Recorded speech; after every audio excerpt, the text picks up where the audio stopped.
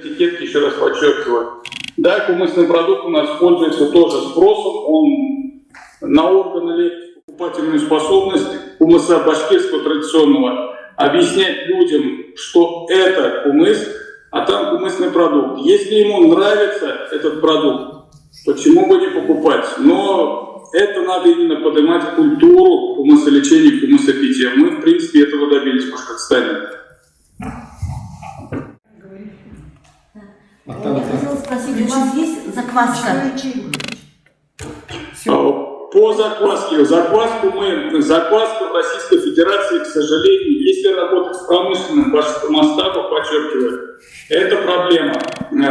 Кумысные дрожжи делаются в Российской Федерации только в одном месте. Это бывшая НИИ молочной промышленности Нулефиновская, 35. Болгарку, ацетофилку по России можно найти. Она есть. Но именно кумысные дрожжи производят только в Москве. Был период, когда там были проблемы с производством, мы пытались перейти на импортную закваску в прямом внесении. Но, если честно, получался иной продукт с иными, вкус не тот, он больше напоминал кефир. И на данный момент мы закупаем только в Москве напрямую и работаем с их закваской. Она промышленная, она хорошо работает. Если есть в штате лаборант, в принципе, там при, так скажем, омолаживании этой закваски и пуске его в производство ничего сложного нет. Скажите, пожалуйста, вот вы сказали, вы добились в Башкортостане, проведя информационно-просветительскую работу, добились употребления большого количества кумыса, да? И как это прослеживается? Социологически, эпидемиологически, мониторируется как? И кто это проводит? Начало вопроса прослушал, но смысл понял. Контроль качества продукта. Я так понимаю? Нет. Я главный диетолог Министерства здравоохранения Республики Саха-Якутия. Как раз занимаюсь информационно-просветительской работой. И поэтому меня интересует, как вы добились большего процента употребления кумысного продукта, кумыса, да? Какие работы, чем это прослеживается мониторирование? Вот вы говорите, добились, чтобы люди, население употребляет этот продукт. Начнем с того, что у нас именно в Башкортостане издревле употребляли и производили кумыс. Корни идут за Уралью. С того региона также, в принципе, он везде применяется и известен. Это не новшество, это древний, так скажем, кочевнический напиток, который на самом деле, если его сделать хорошо, очень благороден и прекрасен. Обратно-таки вернусь к тому, как это рекламируется и как люди очень хорошо знают. У нас он широко применяется в лечебных факторах, в санаториях. Люди, приезжая отдыхать и лечиться, одновременно у нас ежедневно его применяют. Применяется он 3 раза в день по 0,75 миллиграмм. По специальной процедуре у нас это медицинская услуга. И это применение в нескольких санаториях. Первое. Далее вы сказали мониторинг. У нас идет углубленное в санаториях, углубленное исследование. Также, к примеру, Академия наук этим занимается в Башкирии усиленно. Создаются совещательные базы, пишутся, есть ассоциации коневодства, которые решают проблемы, текущие проблемы. Пишутся письма Министерству сельского хозяйства, глава республики. Исходя из потребностей коневодов и кумысоделия, отдают распоряжение для решения текущих задач. Обратно-таки говорю, это финансирование, это контроль со стороны надзорных органов. Это у нас только очень жестко. Со стороны Роспотребнадзора обязательно требования, как вы все знаете, протокольная система. По малейшему требованию потребителей Роспотребнадзор, в принципе, у нас выясняет болевые точки производителей. Ну и окончательный результат смотрят на прилавках наших сетей. У нас постоянно это обсуждают. Телевидение, постоянно идет дискуссии, постоянно идет именно объяснение лечебных свойств хумуса. У нас, еще раз подчеркиваю, хумусолечение, употребление хумуса очень масса через телевидение, мы это всегда показываем и объясняем. С презентацией, но оказывается невозможно подключиться, чтобы такое было с онлайн-общением.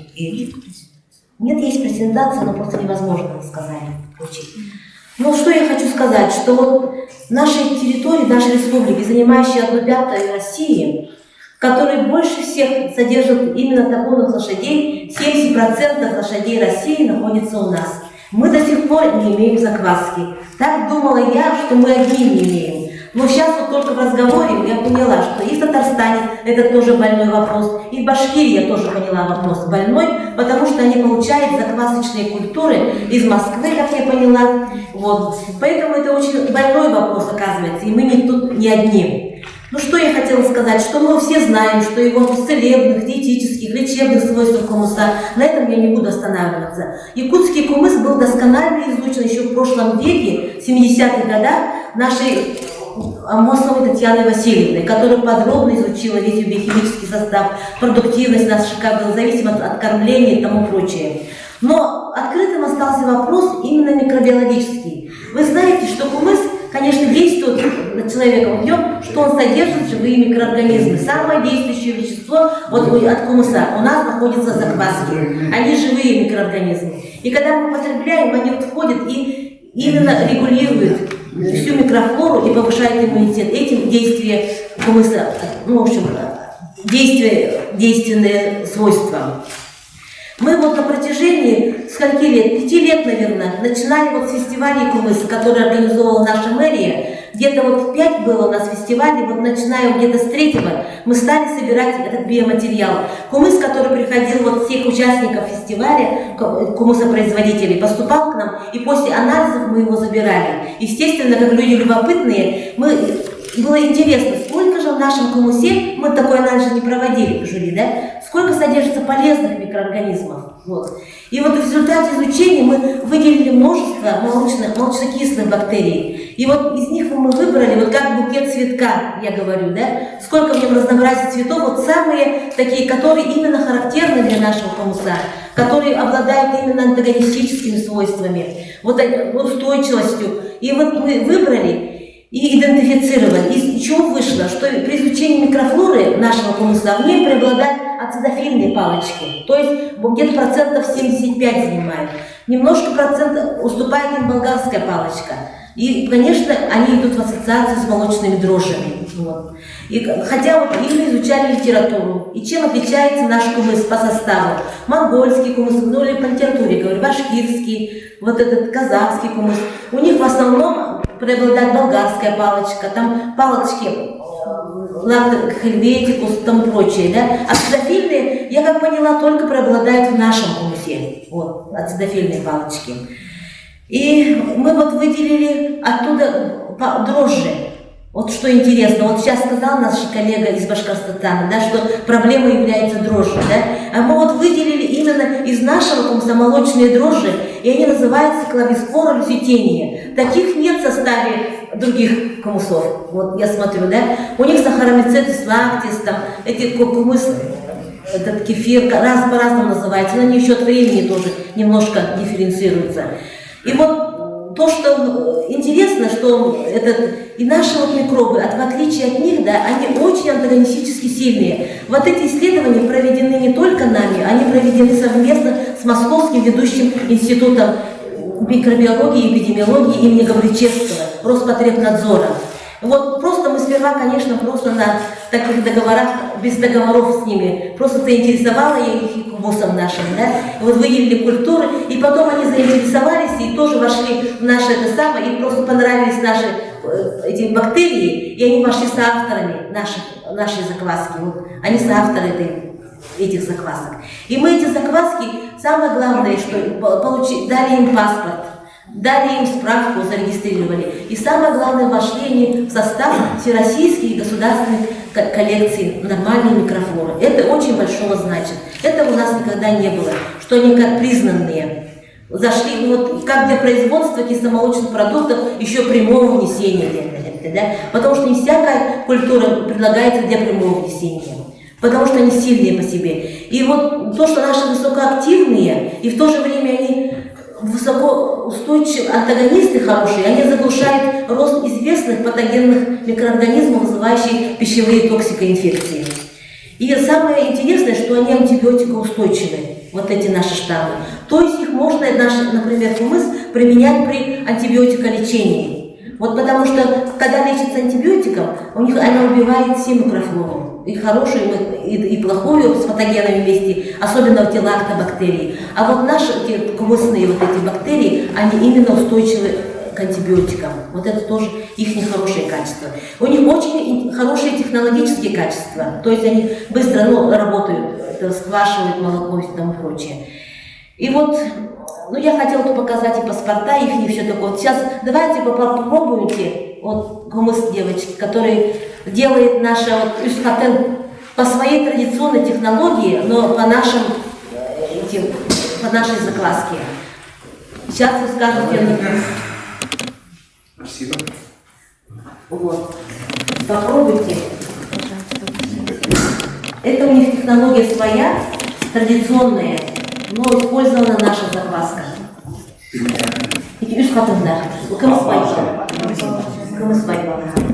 В этом я хочу поблагодарить наших именно кумысопроизводителей. Екатерина Ивановна тоже пробовала.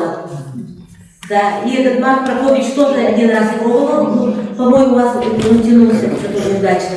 А вот Виктор Семенович у нас пробует, с ним тоже вместе работает по-нашему. Он тоже, когда будет выступать, свой тоже кумыс предложит, тоже на нашей закваске. Но вы знаете, что кумыс, эта рецептура его разная. От человека зависит даже, может быть, технология, да, и она получается по-разному. У каждого свой секрет, свой вкус. А вот сейчас вы попробуйте еще другой вариант кумыса, тоже этими же заквасками. Дело? Кумыс когда произведен у вас? Это вот наша закваска, это Ришхалден делает. Надежда Петровна, кумыс когда произведен? Это вот, свежий буквально, они вчера получили. Они уже, очень давно делают по-нашему. Вот вы сказали цитофинной палочки и молочной палочки, да? И болгарская. Ну, вот вроде бы изучили, да? Изучили. Ну вот нам хочется, чтобы иметь свой рецепт, вот технологии, рецептуру, я хочу конкретно. Это будет ли это? И эта рецептура, между прочим, технологий зависит от вас, от кумысопроизводителей. Мы нашли вот культуру, вот эту закваску, да, вы можете по ней вот у нас разработать технологию. Нет, Технологию. Если у нас закваска есть. На научной основе, да?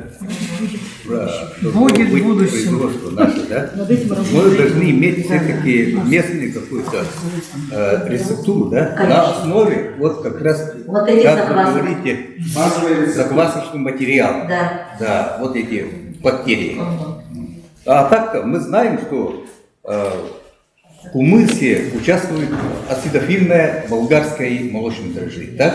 Да, мы знаем просто в общем какие. А эти лактобациллы ацидофилис, они уже имеют название. Например, лактобациллис ацидофилис К1902, К1901. У них прибавлена только буква К. Я хотела, когда они депонировали в коллекциях, да, что было там написано черным по белому кумыс, например, 1901, да, но мне сказали, что по международным, этим, стандартным, да, только мне допустили букву К. И в справке с паспорта написано, что они выделены из якутского кумыса, они в коллекции состоят. И буква К у них только присутствует, то, что они из кумыса. Вот попробуйте теперь этот кумыс совсем другой, это напиток кумысный. Сейчас попробуйте. Это не заквашенный, да? Это вот именно заквашенный с культурами. Прямого внесения, он без чистой культуры просто внесли прямое. Это Молоко, да? молоко. Выдержали его 2 дня, и вот он такой. А при какой температуре? Температура у нас была комнатная. Но сейчас тепло 29, совсем не лун. И дети могут пить его, состав у него, а у него эти бактерии и дрожжи, все это из капистого хумуса. А тот хумус по технологии, который делается, он закваски делается материнская, производственная, такая. Башкирская есть у нас технология, да? Да, у нас башкирские технологии. Башкирским Да. технологиям вот это вот используем, да? Это Татьяна Васильевна у нас внесла. Ну, у нас обычно как? Вот вы вот это дали пробовать, да? Ну, кислое, да? Кислое называется. А так мы знаем, что 4 сорта есть. Так-то в хумусе, понимаете? Да. Но я давно изучал это дело. Я первенец, так сказать, по производству хумуса. Это еще давно, это у меня в 80-х, в начале 80-х годов. Вот так что, если я хочу, чтобы якутская такая рецептура была, понимаете? Ну, не только Мы башкирская. хотим, конечно. Когда мы Вот выдержали бы, Владимир Александрович, вот это работа над этим идет. кислотность, понимаете? Ага. Конечно, вот кислотность. над этим вот, мы начало, вот именно самый корень взяли, закваски, да, и вот теперь вот карты в руки, будем делать технологии, чтобы был у нас якутский настоящий, якутский хумус. Абсолютно отсутствует это, как алкоголь. В нем молочно-кислое и спиртовое брожение. Да, молочно-кислое и спиртовое брожение. Дрожжи образуют Вот спирт. у нас беда, кстати, Неправильная информация. да, подмена понятий хумуса. Вот в хумусе абсолютно нету такого подобного Дайте состава. самое Нету. 40, Вот да. так. Ну как это может быть? Вот там есть антибиотик, незидимый, который вы сказали, что там подавляет, уничтожает туберкулезную палочку. Вот. Палочка кока называется, да? Ну лечебный, там антибиотик.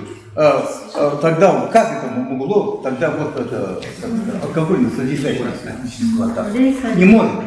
Туберкулез, кстати, он спирта кислотоустойчивый. Его спирт не короче, если так Спирт правильно говорить. Это вот попробуйте, это вот вкус каждого, это вот идет у вас штамм лактобациллус ацидофилус кэп. Это вот йогурт, сделанный из него. Сейчас мы дадим еще вслед, попробуйте. Разные. Вот 40 такая. 40 этих. Вот мусаха 40 такого, Реально сахабор. да, сахасора, вот попробуйте. Вы поняли? Сахасора мы нас, эти вот кавастуста. Теперь еще второй принесите, девочки. А вы второй дали, да? Ну, это получается 40, это вот мы первым штаммом лактобациллус ацидофилус 1901, вот такого вкуса. Чтобы мы возродили вот это производство хумуса в республике. Конечно, мы этого хотим. Нет, ну, мало, мы уже сколько лет хотим. Давайте, вот Кармаева сидит. Кстати, она 30 лет назад про меня написала. Ну, не было даже Взял человек заниматься хумусом. Было дело. А это вот болгарская палочка, это. Очень вкусно, держите. Это болгарская палочка. Как они отличаются? Сейчас. Так что давайте мы уже заменили хумус, да? Сейчас выходи на улицу, на ЛСР иди. Хотя быть мало.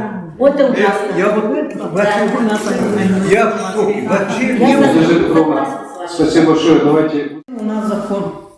Этот закон называется о некоторых этих перспективах развития качества и пищевой, безопасности пищевой продукции Республики Саха. Да? И этот закон у нас практически 4-й год все выбивается на свет. И в этом году сегодня, я могу сказать, что все прошли согласование и находимся, и прокуратура прошли, потому что прокуратура нас не пускала уже практически 4 года не пускала, потому что всегда говорили, что вы Роспотребнадзор, работу Роспотребнадзор хотите делать, подменять их. Поэтому, ну, хорошо, что нашему счастью в этом году, 2022 году, 1 января, изменение закона о качестве безопасности пищевой продукции прошло, и поэтому у нас прямо черно по белому там написано, регионы могут участвовать в этой очень сложной работе. Да? Но в последнее время стратегия Мишустина туда-сюда вышла, что это против вот этого... у нас пищевая продукция является самой опасной продукцией, и поэтому мы являемся под большим надзором. Теперь качество выпускаемой продукции всеми вся проверяется. Но у нас в последнее время, вы говорите сейчас, да, вот по национальному виду продукции, действительно, особенно по КМСу, если взять, в 2002 году же мы начинали этот закон, но этот закон у нас есть. Вот сейчас сегодня, конечно, этот закон читаем, более-менее, конечно, он актуализации обязательно требуется, потому что сейчас времена другие, это на дворе, как говорится, 22 год, это буквально 20 лет тому назад мы начинали. Мы в свое время начинали заготавливать молоко кобыли, наши пищевые предприятия до 2006 года мы доходили до 180 тонн в год заготавливали. И можно сказать, промышленное как бы производство у нас было, и закваски у нас тогда было ГОСТовская закваска, вы все это знаете, мы это работали. А после этого вот очень хорошие субсидии. В то время 35 рублей на литр молока субсидия была, а потом с 2007 года это вовсе у нас, не знаю по каким причинам, обычно как говорят, что финансирование недостаточное, и поэтому вот это субсидирование, конечно, отошло, и, естественно, все закончилось. Но наша лаборатория, вернее, предприятие сегодня работает всего 22 человека, 2 отдела, это один технологический, другой вот испытательная лаборатория. У нас испытательная лаборатория очень хорошая, очень высоко, оборудование очень новейшее, по последнему слову этих технологий и так далее.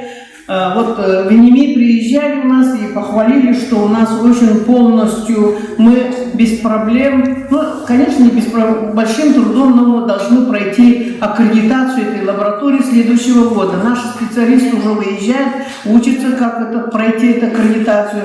А сегодня наша лаборатория, конечно, прошла лицензирование, и вот поэтому мы можем делать производственный контроль с предприятиями, можем делать, но главная цель наша в чем? Мы должны помогать нашим пищевым перерабатывающим предприятиям. Наша беда, что у нас в предприятиях нету лабораторий своих, да, производственных. Сегодня спрашиваем у нашего коллеги из Башкортостана, и, естественно, у них-то, конечно, есть. Мы по пути Башкортостана идем, товарищи. Почему? Потому что у них это центр есть такой. Они с 2007 года работают. Они очень продвинуто работают. Они давно вперед ушли. И именно у них закон с 2007 года работает. У нас, слава Богу, в этом году, если выйдет, но обещают, что первое чтение нашего закона будет в сентябре. Тогда это очень большая победа будет. Почему мы так хотим этот закон работать? Потому что мы должны туда иметь свои полномочия, это наш регион должен свои полномочия, где он проверять, как работать, но ни в коем случае все путают, даже до прокуратуры я уже говорила, что мы хотим подменять Роспотребнадзор в части надзора, но ни в коем случае мы просто помогаем вам, пищевикам, переработчикам, детским школам, детским. Мы все школьные предприятия дошкольные проверяем. Это очень большое дело и очень ответственное даже дело. Но мы сейчас Роспотребнадзором и дальше как будем работать? Если нарушается предприятие какое-то, нету своей проверки и так далее, и в школах плохо, детей качественной продукции кормят, мы отправляем письмо или известно ставить вот такое-то, такое-то, и надзорные органы принимают меры. И совместно, естественно, сейчас мы в частности, отчет дали по маркировке, упаковке этих продуктов. Первый этап только начали. В этом этапе мы должны уже его получить закваску еще, чтобы получить вот эти все эти химические, физико-химические, органолептические, микробиологические, все должны, это мы должны все расследовать и в своей лаборатории, да? Молочные продукты, кисломолочные продукты, они являются основными продуктами политики здорового питания, принципах здорового питания. И с 1992 года, да, по миру, это в начале Всемирная организация здравоохранения, вот 92-й, 95-й, потом 95-й, 2010-й, 2010-2020 годы, да, создали такие пирамиды, да, сколько в рационе должно быть продуктов, разных продуктов. Вот на слайде вы видите, все вы знаете, эти интернеты все заполнены вот этими пирамидами, тарелками, да, и молочные, молоко, молочные, кисломолочные продукты являются основными продуктами. И они являются, следующий слайд, вот, являются основой вот двух законов. Да? Первый закон гласит в науке о питании, что энергоценность рациона должна соответствовать энергозатратам. И в рационе должно быть достаточно необходимых пищевых веществ. Вот сегодня предыдущие ораторы, Надежда Петровна, Розаида Петровна, выступая, говорили о ценностях, о ценных вещах, которые они исследовали и реализуют на сегодняшний день в современных условиях. Следующий слайд. И практически они укладываются на то, что вот этот продукт кисломолочный, кумыс, да, из кобыльего молока, который традиционно является нашим исконно якутским продуктом, да, я почему на это акцентирую, потому что сейчас вот идет по принципу персонификации питания, да, вот идут геномные технологии. И о внутригеномных технологиях, которые мы должны питаться своим исконно значимым для якутского народа питанием и продуктами питания. И кумыс является одним из главных таких продуктов. В рационе, конечно, вот которая разработана для человека 21 века, да, натуральные продукты превалируют, но мы все знаем, что натуральные продукты, их мало. Да? Практически до 30% только мы реализуем натурпродукт, а все остальные, они исходят из тех этих продуктов, которые заданы химической формулой, геномодифицированные даже продукты питания включаются в политику здорового питания. Но, тем не менее, здесь, вот так как Министерство здравоохранения в последнее время очень активно сотрудничает с Министерством сельского хозяйства, да, последние годы вообще вместе мы что касается улучшения школьного и дошкольного питания, улучшения питания, традиционного питания населения, различных групп населения, мы в последние годы очень много совещаемся для того, чтобы выполнить вот именно вот политику здорового питания в правильном направлении. Да? Оленье молоко, да, и состав практически вот кобыльего молока уникален тем, что приближается к женскому молоку. Следующий слайд. Это говорит о том, что кобылье молоко и продукты, кумысные напитки, да, они являются идеальными продуктами для потребления населением.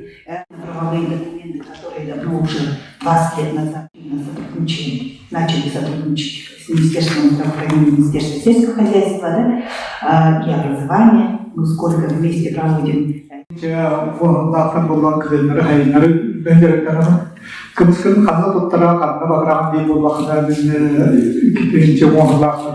республиканской детской санаторий продуктарын кызмын хайынлары неделяға 30 километрлерін дейтеріне bu pandemiyanın yine şu bayramda bu pandemiyanın olduğunu böyle tartakalan şekilde tabi yıllarda bu yarı sincatten ne anlattı tahtı onun kendi ilişkilerinde tamamlayan oldu.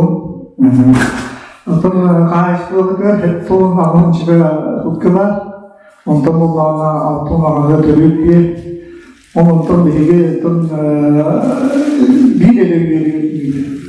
kılayım. 9-10-11-12 Toya tergin betul iki akhir kaya nawan kaya baza kaya yorakin Toya tergin akhirnya devletin bilerin berjalan kerana kahannya penelitian berhangat tapi kini daya di mana ke tawajar dalam tujuh juta sebelum sihir onu ilerlerken tabii bakalım kerana orang sudah kerja mungkin di Akribini kümne hette tapıstı. Hasta bütünleri çağırırlarına tüytten, beşten, ara düşten havalar. Kümne hette de ağustos. Bugün arkadaşlar doğustu, hırıttı. Kümne olanlar 35, 55, 30 günlükten böyle. Şöyle bir kümne yerleri şu bayda turarlar. Üvetadılar. Ağızlar, tamamlarına bu yaz gününe bir hava külükke gelen sarayda duran. Ondan nöbet ediyorum. Başkentler, Kazaklar, Nemesler, Avtodoy'dan ne işe başlıyorlar. Cennet ondan seramın olanın bir Avtodoy internetten hakastan olan bunların Avtodoy kalan kapıdan olup her şey olabilir bir yönde bir litrenin verir burada Avtodoy'dan iki litrenin olan. Ton litrenin Limin bu hari buruştu da tanah hari günde mesela bile tohumdan din eninin oluyor da kanallarında da bir litre gelir. Otoyol bir yedreger bu iki litre herhalde yükletiyor nakırdı bu da. Untuk kendi bu bir emin yüklete bitti daha iki sene yüklete tendang kalan. Производство кумыса. Когда-то кумыс был национальным напитком нашего татарского народа, но последние, можно сказать, уже 50-летие, наверное, последние 50 лет производство кумыса в Татарстане потихоньку исчезало. Культура употребления кумыса очень слабо тоже. Поэтому все-таки, помня, читая историю наших предков, нашлись отдельные энтузиасты, которые хотят возобновить и возобновлять производство кумыса. Ну, один из этих, так сказать, буду я тоже. Производство, я вообще-то не христианский работник, работал в сфере строительства, занимался газификацией даже определенного времени. И вот когда ушел на пенсию, уже как хобби, начал, так как любил очень лошадей, начал заниматься коневодством. Ну и, конечно же, производство кумыса. Это было у нас производство кумыса было задумано в 2012 году. Нас поддержало Министерство сельского хозяйства. Выделили гранты. На эти гранты мы смогли построить ферму, современную конеферму, построить цех кумысный. И вот производство кумыса буквально начали делать в 2020 году. 2 года только мы начали делать кумыс производить. К этому времени вот мы все время шли, готовились к кумысу. Для детского питания. Когда я предложил санаторий, детский санаторий свой кумыс, категорически отказались, так как у них нет разрешения детям употреблять кумыс. Вот это очень такое, наверное, в нашей республике слабое место. Санаторий, туберкулезный санаторий, даже которым предлагаем кумыс, они говорят, мы не можем, у нас не хватает финансов, чтобы закупать кумыс. У нас есть деньги на закупку кобыльего молока, то есть коровьего молока, вот мы своим больным туберкулезникам дают коровье молоко, которое эффекта, наверное, такого не оказывает, как кобылье молоко. Как говорит кумыс, это единственный продукт, который убивает туберкулезные палочки. Вот это как-то до нашего Министерства здравоохранения не доходит, к сожалению. Для фермера это не очень, получается накладно, работа немножко в этом плане слабовато ведется в Татарстане. Но надеемся, что интерес к кумысу очень даже есть. уже не хватает то, что мы производим кумыс для нашего. У нас только в столице живет больше миллиона населения. У вас тут на всю республику, наверное, столько народ не набирается. Поэтому потребности очень, так сказать, не удовлетворяют по кумысу. Да, стоит спокойно. Опять 20 минут мешаем. После этого автоматом переходит на охлаждение. Делаем анализы. Если анализ устраивает уже нас, то уже начинаем расфасовку. У нас всегда стеклянная вот расфасовка, бутылки, стеклянная расфасовка. Процесс после этого расфасовки сразу в холодильник, и утром уже, 24 часа готовится кумыс. Утром уже отправляем автоматом на продажу. В каждом цеху, у нас в цеху есть лаборатория своя, делаем закваску на молоко, то есть кислотность молока определяем, кислотность закваски, исходя из этой кислотности есть определенная форма добавления уже закваски. Я говорю, что зависит от кислотности, то может быть даже 50% закваски приходится добавлять молоко. У нас из нержавеющей стали емкости. Мы отошли, я же говорю, мы отошли от старинных методов изготовления кумыса, делаем уже на современном уровне. От этого так посмотрели, качество кумыса не ухудшается. Продуктами сено и овес. Соль там, мел, это уже как же ребятам, как витамины добавки, это само собой. Спасибо, Рафик Кутукович. Я всегда ее прошу, чтобы она всегда принимала участие. У нас сегодня на конкурсе уже принимает уже 8-9. Мы сейчас Арсений Кутуковича тоже попросили, чтобы он дал на анализы на конкурс. Мы, наверное, для нашего конкурса мы обязательно дополнительно ваш возьмем. Тем более завтра у нас для участников я хотел бы вас попросить с 15:30 и до 16 часов, или до 16:30 намечается посещение главы нашей республики и президента Татарстана, господина Миниханова. Поэтому я хотел бы, чтобы завтра, наверное, для дегустации, для этого, например, вам надо, наверное, все-таки продукцию подготовить. И у нас, когда мы сегодня говорили, например, мы, наверное, Розида Петровна, наверное, тоже скажет, наверное, все-таки нам нужно сделать, например, производство кумыса, как сегодня очень много раз говорили, например, централизованно, и чтобы она была качественной, чтобы наша кумыс была доступна для всех, например. Да? Мы должны организовать очень хорошую заготовку молока, как те года, например, когда Розида Петровна всегда вспоминает, потому что мы в республике в свое время заготавливали 180 тонн молока. Но сейчас такую задачу поставить, например, хотя бы 250-300, например, тонн, да? Это была бы, конечно, очень большая поддержка, если в суммах, если взять, например, даже 50 или 60 рублей субсидии сделать, например, на кобыле молоко, это была бы тогда наш кумыс, он был бы доступен для нашего всего населения. Мы иногда говорим, например, все-таки, когда цены наши, иногда мы послушали, в Башкортостане почему продают, например, в Татарстане почему продают, да? А наша цена, например, конечно, это недоступно не для всех.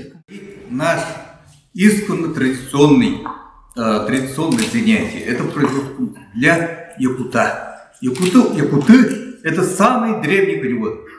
Исходя из этого толкования я начал когда-то. Но и сейчас я занимаюсь временами производства хумуса. Это мои члены нашего коневод союза. Лихан сидит. Протопопова. Я всех знаю. Коневодов. Там сидит. Коневод. Я их пропагандирую. Но я благодарен, что сегодня пригласили меня, Артем Александрович. Это очень такая, это первое собрание, как круглый стол. Гости у нас приехали. Так что давайте, серьезно, я думаю, что надеюсь, все-таки, сколько болтовни, прямо надо открыто говорить. Это законы, эти законы. Я стою автор этого закона, кумыса. Автор закона внесения по линии Минздрава. В законе внесен отдельным пунктом в законе противотуберкулезной борьбы. Программу сделан.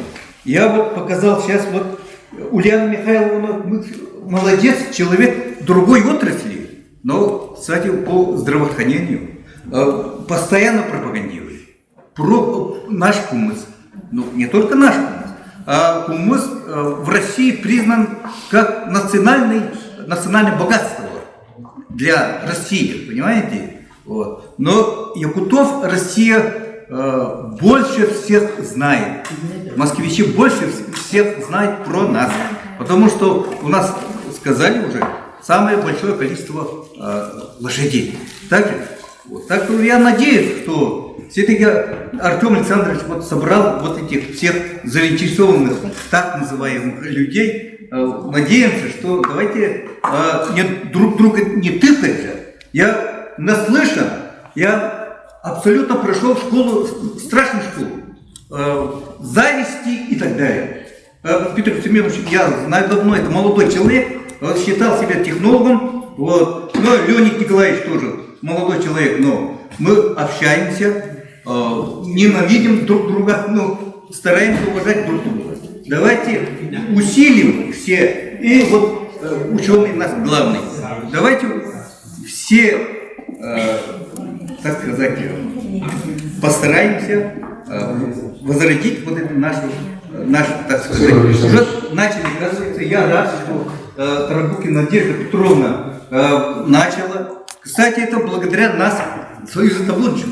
В прошлом году я министру написал, что давайте начинать вот научную, изучать кумысную закваску. Вот. Это самый больной вопрос на самом деле.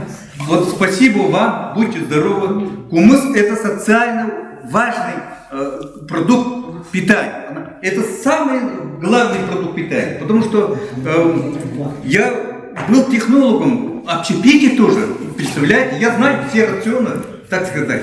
Человеку днем 2-3 тысячи килокалорий должен употреблять. А для этого вот кумыс только помогает.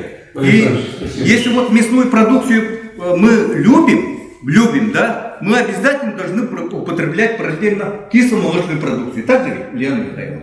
Вот. Так что спасибо вам. Но я очень рад. Я настроен оптимистично, потому что мое дело правое. Я пробовал. Я вкус кумыса знаю. Я поэтому держусь в принцип вот такого. Ну все, спасибо. Что у меня как бы выбрали искоротение древе у ханами ферма зерен травы, он там я качество на этом ол камерге бізге Татьяна Васильевна Мосованы көтеретін тоғын біләтпет. Тому сөйлеге соғыстарда ученыйдерді өлелерге оқтыздырып тағаны, онықтан о төрін бәм вешіні өлелі хасап еден. Onun bulağına bugün maksanımızda Надежда Петровна все-таки делает закваска делает, я капли на самое главное дело это закваска в уладе. Но бастакытын эти улам ебаровалатывыт. Шей бағай мен 200 тоңан көрдім мен күннің тәй дербет количество кіра болар арастан тұттамын астына хенжалым. Денег дерек оғыз закваскалаға бір болар бір стандартқа кәлетівет. Оны жекілчіп тағын бұл сақықым әден бар болады. Онықтан қайдарығына мұн бары түмсәммен тегеуінен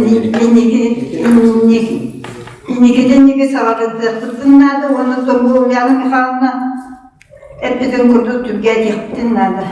Мен сүйбе бесілді үлелер кәммер тегусеті қолура әде закаска бұғыр кәледі ғаны бүндікті. Оны бейін бәді күрі төләқпік болы. Оны бұстығы таққа болғаны бейі өтсінен жолу бұл күміскі өредейді. Әдағын барды бұл болақ дейғаны бүнд. Тоғын әдәққа бейден бұл күміс тұғынан әрбеске береметті деймінді. Кәлімден бұл паққайның ол қолуынан ағалан тақты ұран берелері де.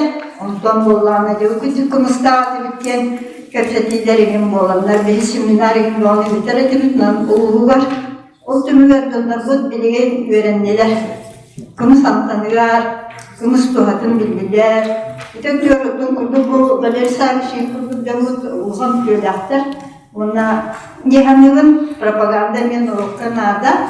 Ona Bir bu производственниктер болған, конечно, эти субсидияны үз сылды кире verdiler, мен настроением kötü oldu bir de, onu ücrediyen ederler kelen ispittere. Ben ama kötü ol, ülelhen ispitte, к сожалению, bilinde o ululatlarımı toktan kaldılar, ederler sötüge, конечно, kaçılar, ükkena diyorlar, otobüs bir saat canlar, bile mağın kıtıkta kepse püpü kurduk, kırpıtta ayağınırar onlar doktu, duhabından hıcıvıt yakınlarca. Kımız pısın bir çırak bir yer bölükler var. Hatta adamı yeri robot, camut tetire büyük oldular. Kolay mıyım? Kamlar battır adı, ay kımızda diye. Anın duran eti lavar, o ağıncalı termin işine vermemeli. Hıcıvıtım iskıra okan seslerine ama bile kırmızı arama oğulun olanı şöyle lavar interyen üretecek ona nama tuberkulozna sanatori paredana eme kinekta dolardan böyle çıktım. Onun tam malayda o putakpın cihandı. Ondan çok onu gücü gibi bazı tutar ben bana sırada ben semihede kırmızıdan yedim. Hep uyur gider bir oğlan. Ya tutam putar. Şöyle kendileri putaktan onu o nehirden bir Kademeyi onu kırmızı diyorsun her şey. Onu fotoğraf da olanlar bir şey olarak da bir şey yapıyor. Ben tam doğdular buna. Orada tutamacaklar hangi bana. Onu yandı daha yakınca. Ben o öncesi olduk gibi. Onu o jurnal yine hamlıca ya hayal oluyor. Tabii gösteriyor. Ondan sonra doğru yollarına Klara Petrovna Şamayeva diye sebepsizliğe atıp onu diyor şeydi ki benim kötülüğü espide. Demek ki kendime bu Kur'an'ın Türkçe Müslümanlarında bugünler kınalım. Kesinlikle yeter maka yıkıska sana suku ağlan nam serittin obulaktan gören ağlan sukunu tutan ağlattır sence ağlaka onu bize savaş vasile üyebilirken kıyankelim bir gülüler Kenitten bir göğürenin bu bilgini benim sana sayesinde yaratan tabi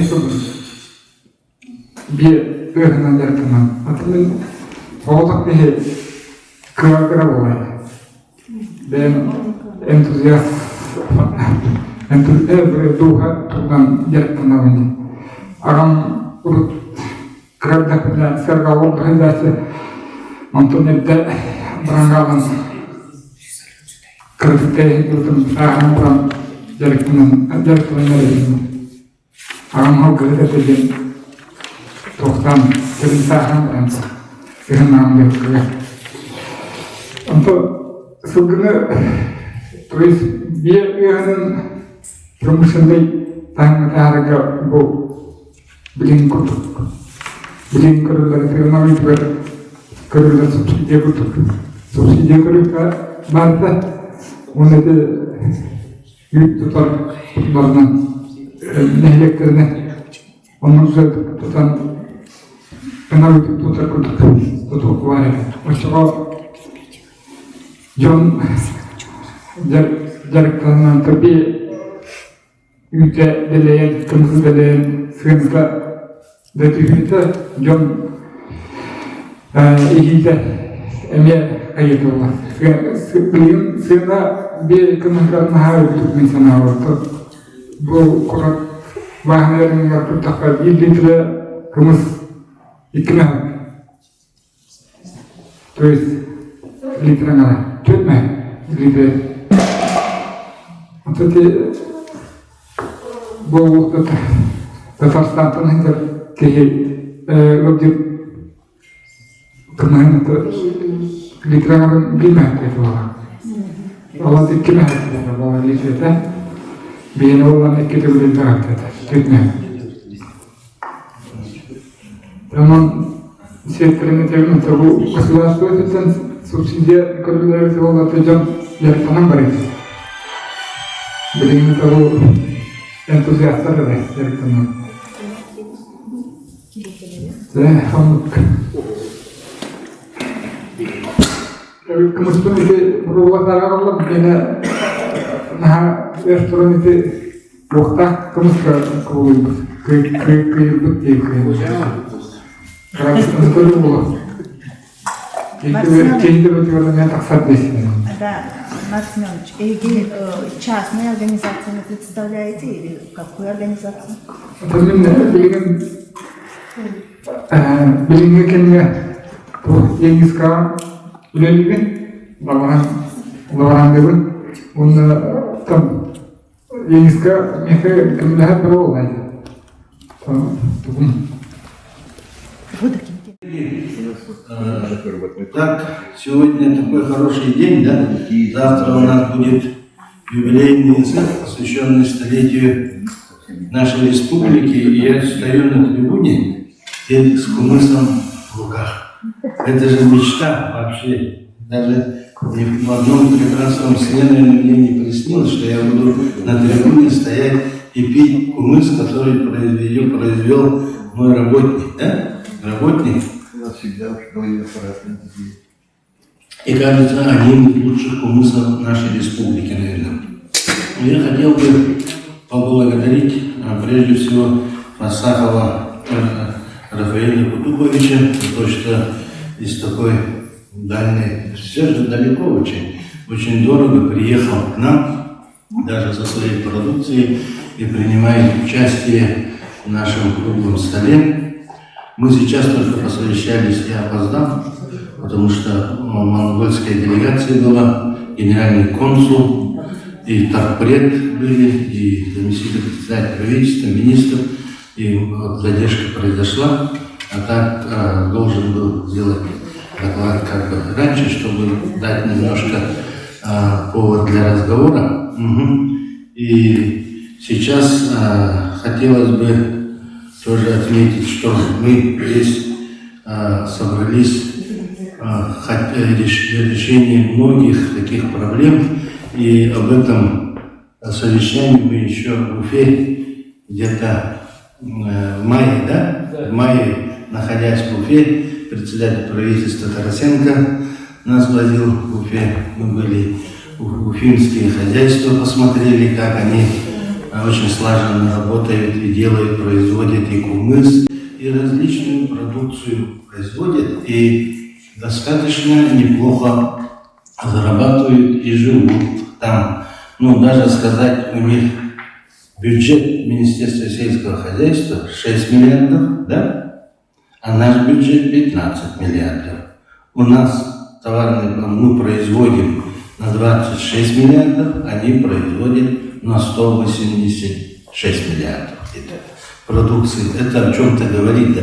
Также у них в коневодстве, вот в лунном коневодстве, они нашли правильный такой путь, да, рыночный, и они работают. Пока слайды не двигаете, я это как бы предысторию делаю, и мы там наконец-то, вот наша уважаемая госпожа Гудуева сказала, что мы приедем и поставим точку по кумысу. И нам надо собраться и решить. И председатель правительства дал добро тоже, и заместитель министра Александров тоже, Артем Александрович дал тоже слово, что мы соберемся. И вот мы собрались. Спасибо, что и медицина участвует здесь, и гости из Татарстана участвуют, особенно предприниматели участвуют, кто должен производить товарную продукцию. И сегодня перед началом тоже неплохо бы коснуться имени Васильева Павла Павловича. Это предприниматель, который занимается давно торговым коневодством и доит кобыл и производит кумыс для того, чтобы самому пить, лечиться, да? И своим людям, близким дает этот напиток, делает кумыс прежде всего. Сам пьет, своим дает, потому что он один из авторов зимнего доения, да? Как бы самым большим поголовьем лошадей лунного более 100. по некоторым данным 181, некоторым данным 183, но еще не учтенные, наверное, есть, чтобы налоги не уплатить. Наверное, более 200 тысяч лошадей у нас точно, наверное, есть. Так, дальше, следующий слайд, дайте, пожалуйста. Вот одним из удивительных, уникальных созданий нашей природы это якутская лошадь. Здесь, наверное, заложен код развития нашего народа, код будущего. Вот говорят, есть олень, есть овен, нету оленя, нету овена. Да? Есть лошадь, есть сахар, нету лошади, не будет сахара, культуры и так. Все в промышленность уйдем, все в города уйдем. Поэтому наш код развития и медицины, и культуры, и спорта, и холодовые технологии, и недородовича, все заложено в якутской лошади. Только за ней надо изучить, посмотреть. Не зря же наш Эллей сделал первый эсэр здесь и сказал: берегите лошадь, сказал, пейте кумыс, боготворите, это послание Бога Джесювея. Поэтому мы эту традицию должны продолжить развивать в производстве все, самое главное, в товарном производстве все заключается, хорошую продукцию для продажи и так далее. Об этом завещали наши предки, и мы не должны этого забывать. Дальше слайд. Так, сейчас пойдем побыстрее. Вот селекция, конечно, зависит сейчас все от зарубежных стран, потому что они обладают всем генетическим потенциалом, а нас это проблема, от этой проблемы мы не зависим. Мы не зависим. У нас селекция своя идет, тобольном коневодстве, да? Дальше слайд. Поэтому у нас будущее есть. Дальше наши лошади, как и холодов не боятся, санкций тоже не боятся. Вот 5 топ-регионов по численности лошадей: Якутия, Башкирия, Алтай, Забайкальский край, Тыва и, конечно, наверное, близко находится Татарстан, 6-й где-то. Просто я здесь не отметил, да? Далее, так, вот здесь, ну, подождите обратно, когда начался ковид, да, мы пили все кумыс. Да и вот Виктор Сидоров, он работает лаборантом в лаборатории технологий и в зимнее время доит кобыл зимнее время, и производит кумыс, который... И мы все пробовали кумыс, и как-то на ногах перенесли ковид, что ли. У меня антитела были, но я ничего не чувствовал. Никто из нашего окружения, кто употреблял кумыс, ковидом в яркой форме не привык. Вот просто никто не в больнице лежал, ни в год, температуры, ничего не было, да? Особенно вот у наших коневодов и родственников, вот Виктора Сидорова, кому он кумыс продает, но это не научные, не статистические, не официальные данные, а просто о нем можно говорить. Вот здесь уже надо задуматься, значит, кумыс напиток, который повышает иммунную систему, за счет чего, это уже скажут исследователи. Далее, вот здесь, далее идем. Это о котором сегодня говорили, о нашем кумысе. Это в каких условиях наши лошади. Вот обратно, вот слайд следующий, вот где, вот добывает, видите, наша лошадь добывает из-под снега, посмотрите, из-под снега себе корм, да? А как он находит из-под снега корм глубиной иногда вот 70 сантиметров и так далее?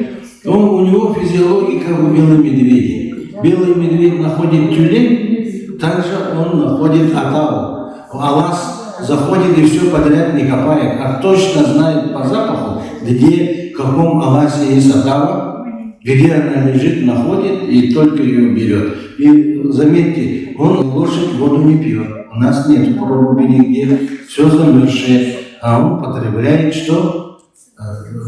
Кристаллизованный снег. Это как талая вода, это как живая вода. Дальше идем. Дальше. Следующий слайд. Вот процесс непосредственного горения на морозе 50, иногда 55 градусов процесс идет зимнего доения. Далее. Так, зимнее, ну, а теперь в завершение, что я хочу сказать, да? Зимнее доение кобыл, оно чем хорошо, да? С одной стороны, в летнее время, если будем доить кобылу, то жеребенок расти не будет. Мы потеряем очень много. Он расти не будет. А некоторые захотят много доить, вообще тогда жеребенок не будет развиваться, а нам надо в 6-месячном возрасте забить. У нас забой идет в 6-месячном возрасте. Только оставляем на племенной, отбираем лошадей, этих жеребят оставляем, идет забой. Поэтому предложили вариант зимнего доения. Тогда больше кормов надо давать, больше кормов. И при зимнем доении мы попробовали, изучили, что же происходит. Но деловой выход у нас вышел иногда до 70%. Стопроцентное у нас там же идет хорошее кормление, сбалансированное, поэтому у нас оплодотворяемость 100% кобыл. И вот у Виктора Сидорова в этом году 100%. Поэтому мы ведем изучение, научные исследования в этой области. Специально жеребца привезли из Верхневилюйска, из Сургулка, у которого очень хорошие показатели. И вот эти данные, которые мы получили, говорят о том, что мы зимним доением, зимним кумысом можем расширить ассортимент нашей потребляемой продукции. И тут есть очень интересная такая вещь. Кобыла не потребляет летнюю воду. Летняя вода, вы сами знаете, она грязная, в ней могут и соли, тяжелых металлов быть, в ней все может быть. И это молоко, оно, если сравнить с тем молоком, которое зимнее, да, оно имеет большие отличия. Там в молоке зимнем вода, она особая вода. Она почти дистиллированная, близко к этому. Вот кто пил ледяную воду, мы со льда же воду пьем, вот и сравните-ка. И вот этот кумыс, он обладает антиоксидативным свойством выводить все, что негативное в организме есть, он выводит, связывая, выводит из организма. Видимо, здесь есть и этот самый механизм спасения от ковида и от других заболеваний. Вот сегодня монголы говорят, что именно молоко кобылье и кумыс потребления дает облегчение и профилактику легочных заболеваний. Но это известно, но они конкретно говорят вот в этом. А легкие – это поставщик кислорода. А кислород – это что? Самую главную функцию выполняет в организме кислород. Нету кислорода, кровь сворачивается моментально. Вот и человек от ковида погибает, потому что не осваивается кислород.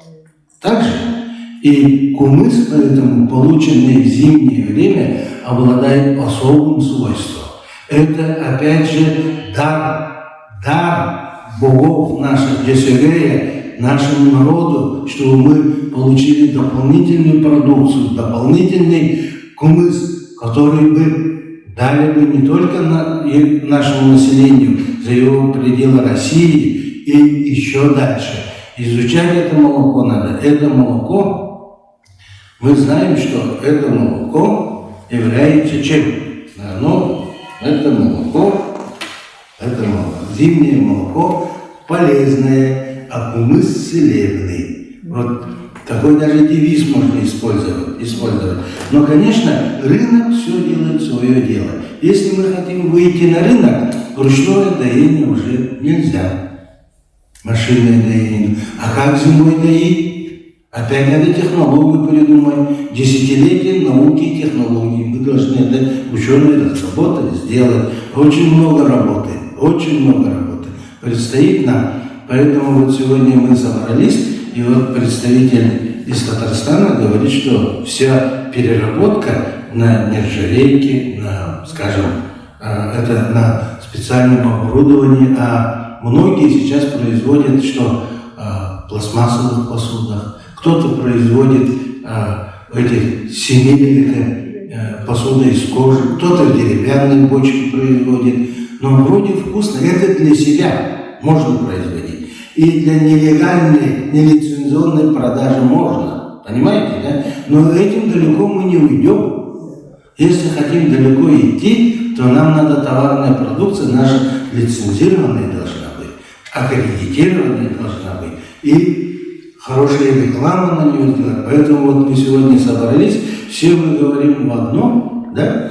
А пока делаем все как бы себе выгодно, да? Но придет время, могут нам как бы запреты поставить. И с этими словами я бы хотел завершить свое выступление, всем сказать огромное спасибо, что мы собрались, и все работы сегодняшнего выступления, все они друг друга дополняют, мы единого того хотим, да, хотим того, это чего, чтобы жить в достатке, иметь хорошие доходы. И ГСЭК, конечно, завтра будет конкурс, но в этом конкурсе пусть победит самый лучший, кто произвел вот этот наш целебный, божественный напиток кумыса. Спасибо. Спасибо, Леонид Николаевич. У меня вопрос Лаборатория, это лаборатория переработки, один лаборант только работает. Один лаборант. Не, а может в других местах, в Амге, например, в Горном Улусе. Где-то лаборатории есть у Ильиса? Ну, у нас лаборатория табунного коневодства есть непосредственно. Но по медицине могла там провести какое-то клиническое исследование, например, да? Да. Не, у нас есть поголовье лошадей в Амге, там больше 100 голов, но там мы не можем из-за расстояния заниматься доением кобыл. Это очень трудоемкий процесс. Это доение кобыл. Поэтому спрашиваю, не лаборатории Ильиса? Там лаборатории нету как таковой. Мы для его создания... Он у вас работает? Нет лаборатории? Лаборатория переработки работает. Инвентаризацию всех пунктов нашего действующего закона, провести попутно проект резолюции, там есть все предложения. Я вижу, тут есть в содержательной части тоже есть замечания. Но посмотрите, пожалуйста, если нам дается время, буквально после праздника все-таки ввести проект утверждений. И, коллеги, все-таки правильно говорят, что до сегодняшнего дня у нас в таможенном коневодстве, если посмотреть 5 лет тому назад финансирование из бюджета региона по такому направлению по коневодству составляло 250 миллионов рублей, сегодня она составляет порядка 500 миллионов рублей. Сумма колоссальная, но, к сожалению, большому сожалению, направления поддержки в отрасли кумысопроизводства там нет, к сожалению. Поэтому сегодня правильно отметили, все-таки по итогам сегодняшнего круглого стола мы обязательно будем выступать, чтобы было такое мероприятие по направлению поддержки кумысопроизводителей. Обязательно. Поэтому, коллеги, всем огромное спасибо, что сегодня приняли участие. И отдельное спасибо Равилю Култуковичу за такое принятие участия в нашем круглом столе. Сегодня наш круглый стол как бы взял статус межрегионального круглого стола с вашим присутствием, с присутствием нашей коллеги по онлайн с Башкирией.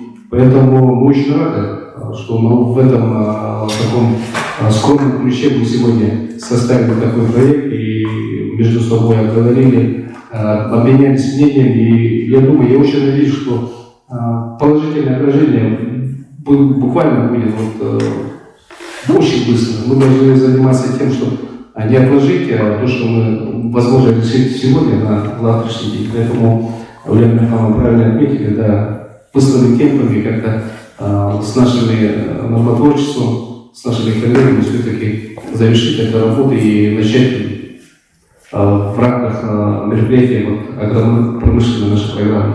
Всем огромное спасибо. Подождите. хотите? У меня есть. Ну, резолюцию-то вы читали, да, посмотрели, и очень хорошее предложение есть же по части по поддержке именно коневодства. Но нам надо туда это добавить. И прошу все, которые вот сейчас высказали свои, еще будете, наверное, хорошо прочитаете. Нам вот Галине Гамбоевна, ну все знаете, да, мы же в эти дни очень вместе работаем. И вот Галине Гамбоевне буквально заклеить 4 июля дать, и мы потом все хорошо доработаем, министерство свое отдадим, и они утвердят. И это будет, дай Бог, что это начало нашей совместной работы. Спасибо.